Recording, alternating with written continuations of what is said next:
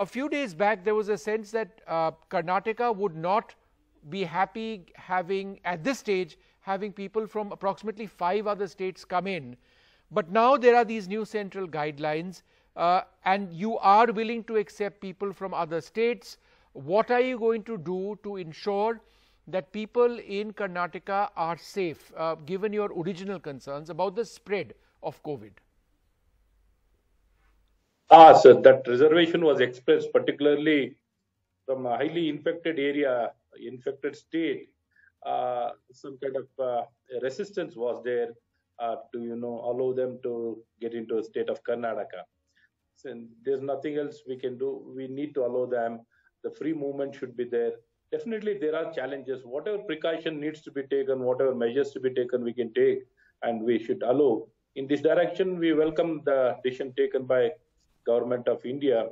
Unless there is no free movement, causing even then pick and choose or being choosy, it doesn't go well. As a country, we need to work together.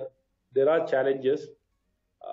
We need to overcome those challenges and address those challenges. Let me ask you, sir, ensure there's a free movement of people across the country. But sir, in terms of a clarification, what happens to people from these states? Will they be quarantined? Because now we are seeing this, in detail, people from Maharashtra will be institutionally quarantined for a period of 1 week. What about people from other areas? Yes, sir. They'll be all allowed from all the states, irrespective of any state. All of them will be allowed. Yes. But particularly from Maharashtra, we'll allow the people to come inside. Only thing is there will be a 1 week of institutional quarantine. Other than Maharashtra, since we have been seeing consistently, some of the other states, we have been seeing the drop in the number of positive cases, infected cases.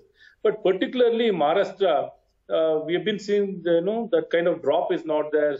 Consistently, we are getting more number of infected cases.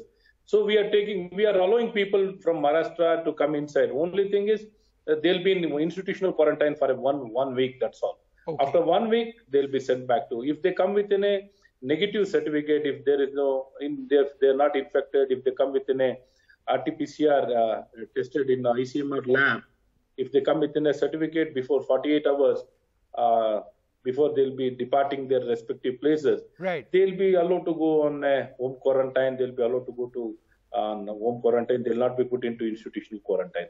Whoever is not certified, that's an important clarification. Negative, then we need to go for institutional quarantine, sir. But sir, is it your concern that there'll be a spike in numbers in Karnataka because of this opening up?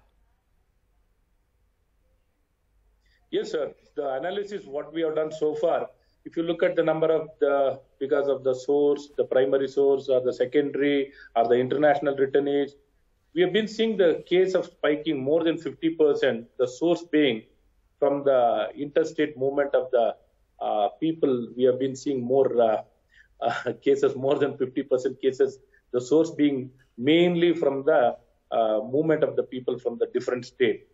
But we can't blame any of these things. It's a part and parcel of our system. We need to accept.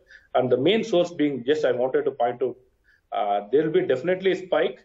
Definitely there will be a spike. And as you know very well, virus is going to stay with us and it will spread over the time. We are just, ensuring that there should not be a spike. It can be spread over the time. Okay. So that even though the challenges should not increase, there should not be any chaos, well, let's see how that people should not lose any kind of confidence. So let's see how we can live with that the virus works out peacefully without much of disturbance. And people losing confidence is something which you're going to have to factor in. Dr. Ashwath Narayan, a pleasure always speaking to you. Thank you very much.